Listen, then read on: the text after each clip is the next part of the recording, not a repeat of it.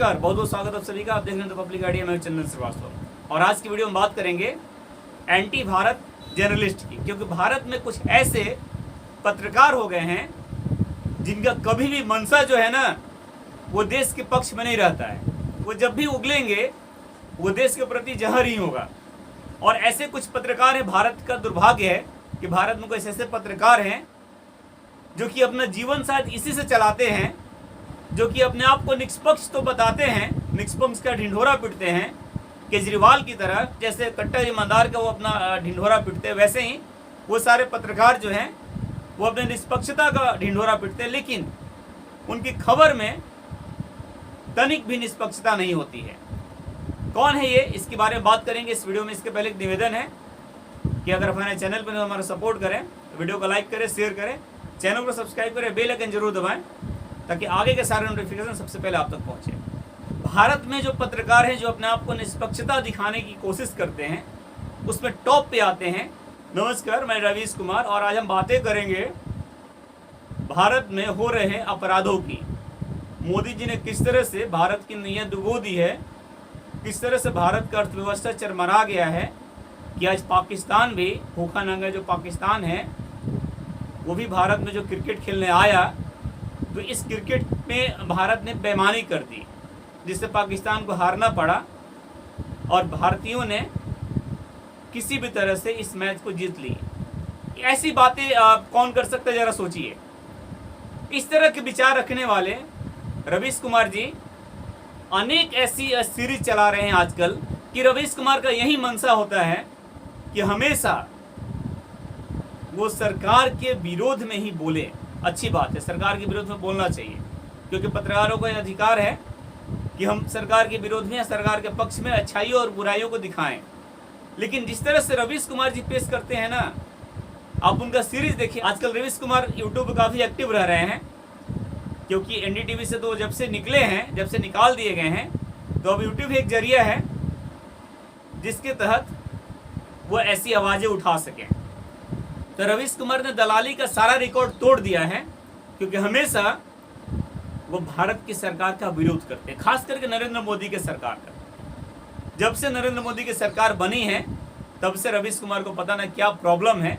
तो प्रॉब्लम जनाब आप झेलिए, क्योंकि ये सरकार अब हटने वाली नहीं है। अगले कुछ दशकों तक भारत में भारतीय जनता पार्टी की सरकार ही बनी रहेगी, क्योंकि उसका वो आइडियोलॉजी है जिसको भारत की जनता ने पसंद किया है। और मोदी जी वैसे इंसान हैं जिसको कि भारत की जनता ने इस देश के प्रधानमंत्री के पद के लिए मनोनीत किया है।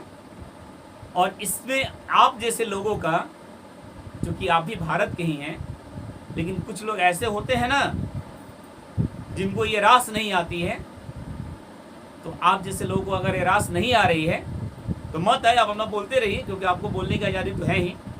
लेकिन रवीश कुमार जो सीरीज चला रहे हैं उसकी खबरों को आप देखिएगा ना तो आपको लग जाएगा, पक्का लगेगा 110% इनका जो सीरीज है किस तरह से देश के विरोधी बयानों से मतलब भरा हुआ है। बात करते हैं इजराइल की। आजकल इजराइल के साथ पूरा भारत खड़ा है।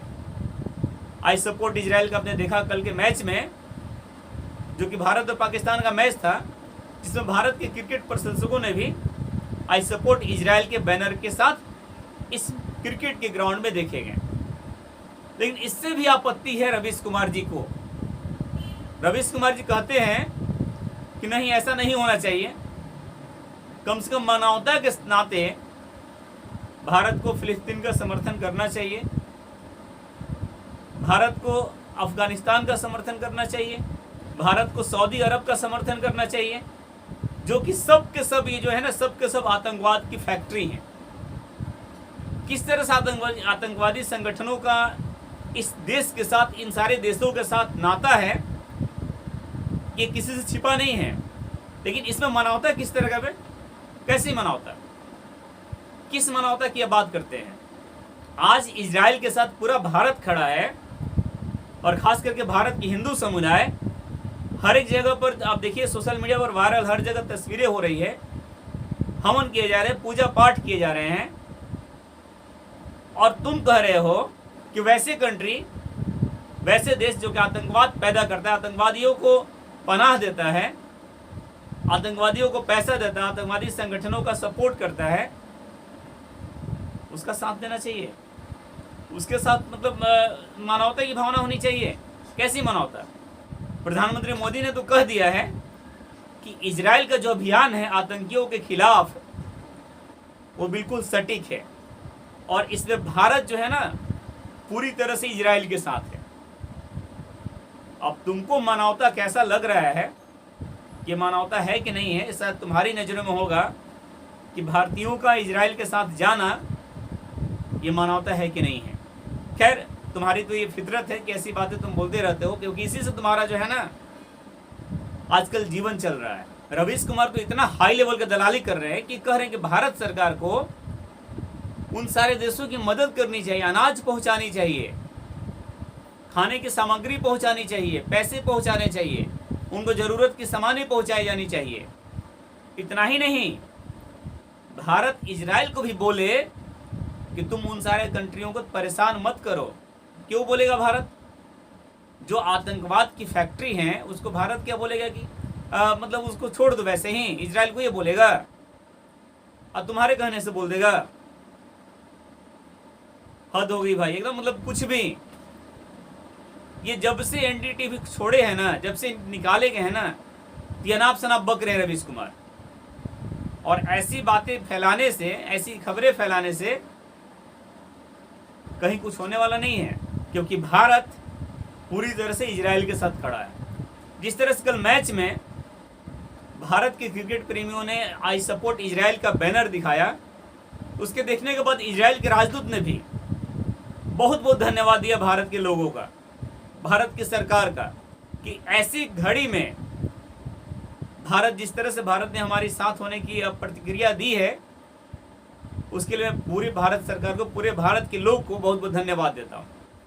तो एक तरफ रवीश कुमार जो कि अपना एक सीरीज चला रहे हैं, भारत की सरकार की कमियों को दर्शा रहे हैं, और एक तरफ बिना कुछ परवाह किए भारत सरकार जो है अपना काम कर रही है। आप सभी का क्या कहना है इस पूरे प्रकरण को देखते हुए कि रवीश कुमार का यह विचार दोगलपन की कितनी लेवल तक पहुंचा है? कितना परसेंटेज दीजिएगा रवीश कुमार को? अगर पूछा जाए आपसे कि रवीश कुमार को इसमें मार्क्स दीजिए कि ऐसे एंटी भारत जर्नलिस्ट को कितना पॉइंट दिया जाएगा, तो आप अपनी बातें कमेंट में जरूर बताइएगा। आप अपनी पॉइंट बताइएगा इस कमेंट बॉक्स में कि कितना परसेंट आप कहते हैं कि रवीश कुमार कितना परसेंट एंटी भारत जर्नलिस्ट है। फिलहाल इस वीडियो में इतना ही। आप देख रहे हैं द पब्लिक आइडिया, मैं चंदन श्रीवास्तव।